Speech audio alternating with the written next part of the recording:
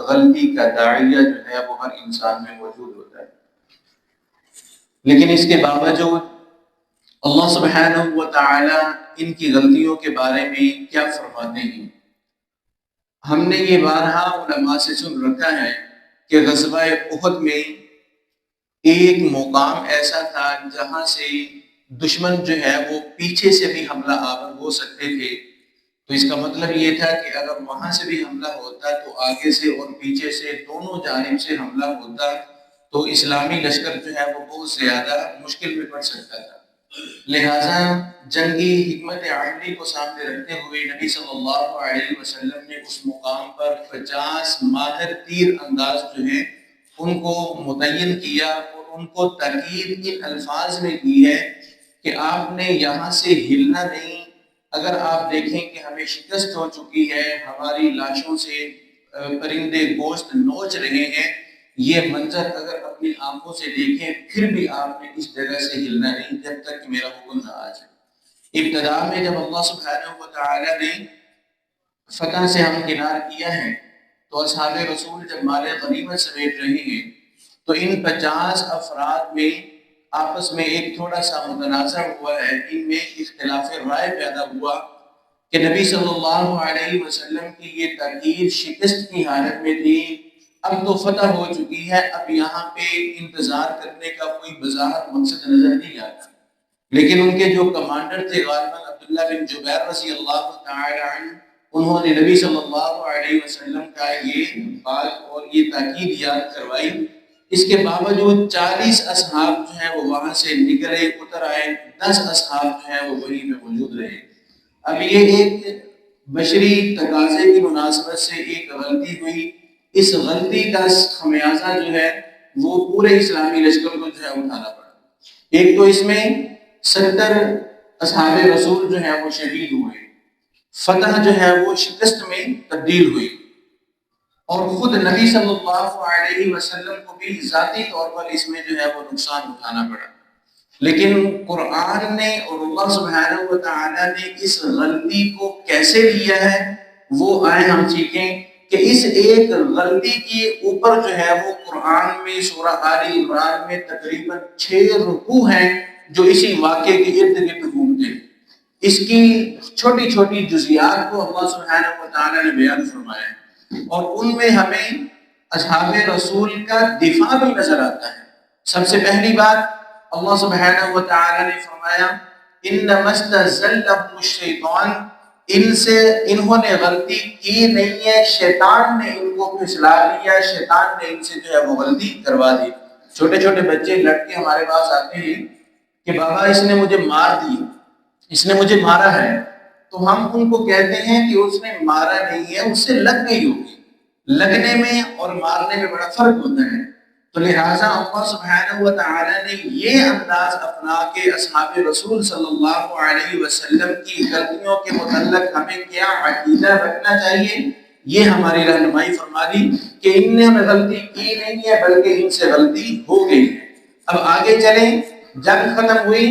اور نبی صلی اللہ علیہ وسلم جنگ کے بعد جب مدینہ میں موجود ہیں تو آپ علیہ السلام کی حیثیت جو ہے یہ ایک کمانڈر کی حیثیت بھی ہے۔ ایک کمانڈر جو ہے وہ پورا حق رکھ سکتا ہے کہ دوران جنگ اس نے کیا غلطی کی ہے اس سے پوچھا جائے۔ لہٰذا نبی صلی اللہ علیہ وسلم کے پاس جب اصحاب رسول آ کے بیٹھے ہیں تو نبی صلی اللہ علیہ وسلم کو اللہ سبحانہ و تعالی نے اس بارے میں کیا کہا؟ اللہ سبحانہ و تعالی فرماتے ہیں فَبِمَا رَحْمَةٍ مِّنَ اللَّهِ لِنْتَ لَهُمْ، یہ اللہ کی رحمت ہے کہ آپ کو اللہ سبحانہ و تعالی نے نرم خو بنایا، آپ کی زبان کے اندر نرمی ہے، آپ کی زبان کے اندر مٹھاس ہے کہ یہ بات میں تمہارے پاس آگے بیٹھ گئی، اب آپ نے کرنا کیا ہے۔ اور یہ یاد رکھیں یہاں پہ بذات خود نبی صلی اللہ علیہ وسلم کو تکلیف کا سامنا کرنا پڑا۔ کسی دشمن نے اتنا زور سے نبی صلی اللہ علیہ وسلم کے کندھے کے اوپر وار کیا ہے، 2 زرہیں نبی صلی اللہ علیہ وسلم نے پہنی ہوئی تھی، وہ زرہیں نہیں کٹی، لیکن اس کے باوجود نبی صلی اللہ علیہ وسلم اس وار کی درد کو پورے مہینے سے زیادہ عرصہ تک اس کو محسوس کرتے رہے ہیں۔ اور آپ علیہ السلام کے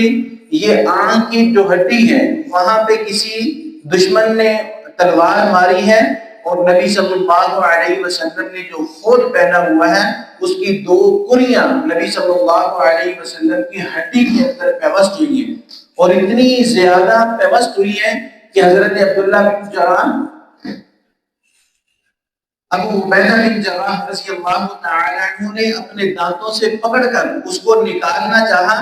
تو ایک دانت ان کا ٹوٹ گیا ہے، پھر دوبارہ انہوں نے کوشش کی ہے، ایک کلی نکالی، دوسری کلی نکالتے ہوئے دوسرا دانت بھی اس صحابی کا جو ہے وہ ٹوٹ گیا ہے۔ اب اندازہ کر سکتے ہیں وہ کس قدر ہڈی کے اندر پیوست ہوئی ہوگی، اور خود نبی صلی اللہ علیہ وسلم کے 2 دندان مبارک شہید ہوئے، آپ علیہ السلام کے چہرے انور سے خون نکلا ہے،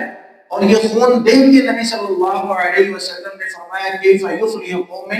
شجوا وجہ نبیہم، وہ قوم کیسے فلاح پا سکتی ہے کہ جنہوں نے اپنے پیغمبر کے، اپنے نبی کے چہرے کو خون آلود کر دیا۔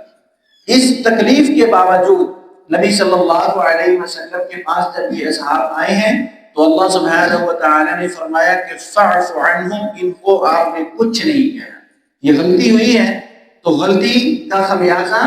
ہوا، لوگوں کو برداشت کرنا پڑا، لیکن اس کے باوجود اللہ سبحانہ و تعالی نے 3 الفاظ یہاں پہ بیان فرمائے ہیں، دعا کریں کہ یہ 3 الفاظ جو ہے وہ ہماری سمجھ میں آ جائیں۔ اللہ سبحانہ و تعالی نے فرمایا فاعف عنہم، ان سے درگزر کرنا ہے، ان کو کچھ نہیں کہنا،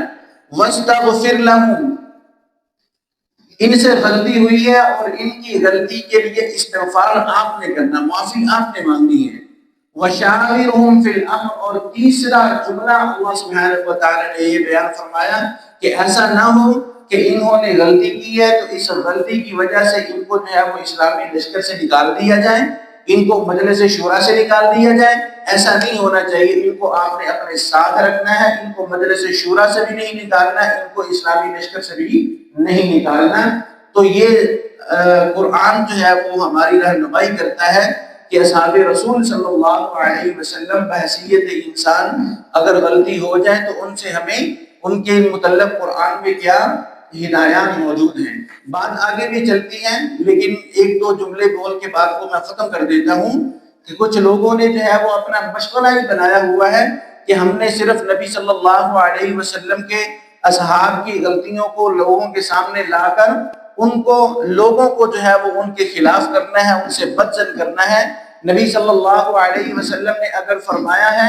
کہ لا تسبوا احدا من اصحابی، کہ میرے اصحاب میں سے کسی ایک کو بھی برا نہ کہو، اگر نبی صلی اللہ علیہ وسلم نے کہا ہے تو کہا ہو، ہم نہیں مانتے۔ اللہ سبحانہ و تعالی نے ان کا دفاع کیا ہے تو کیا ہو، ہم نہیں مانتے۔ اگر اللہ سبحانہ و تعالی نے فرمایا ہے کہ کسی کی جاسوسی نہ کرو، کسی کے عیب تلاش نہ کرو، تو اللہ سبحانہ و تعالی نے کہا ہے تو کہا ہو، ہم نہیں مانتے۔ ہم نے تو اپنے کام میں، ہم نے تو اپنا اصحاب رسول صلی اللہ علیہ وسلم کے خلاف جو بغض ہے اس کا اظہار جو ہے وہ ہم نے کرنا ہے۔ اگر یہ اصحاب رسول کا بغض اپنے دلوں میں رکھ کر اس کا اظہار کرتے ہیں تو ہم ان اصحاب کے دفاع میں کیوں نہ بولیں جن اصحاب کے دفاع میں اللہ سبحانہ و تعالی نے آسمان سے قرآن نازل کر دیا۔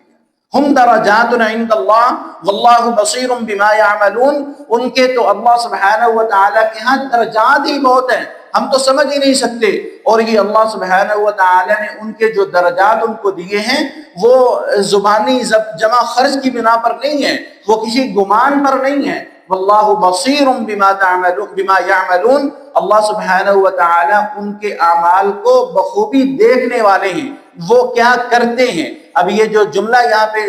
صیغہ استعمال ہوا ہے اس کے 2 معنی ہوتے ہیں۔ اس کا ایک معنی ہوتا ہے جو وہ کر رہے ہیں، جو وہ کرتے ہیں فی الحال، اللہ سبحانہ و تعالیٰ اس کو بھی دیکھتے ہیں، اور اس کا دوسرا مطلب یہ ہوتا ہے کہ وہ جو کریں گے آنے والے وقت میں اس کو بھی اللہ سبحانہ و تعالیٰ دیکھتے ہیں۔ تو اللہ سبحانہ و تعالیٰ نے ان کے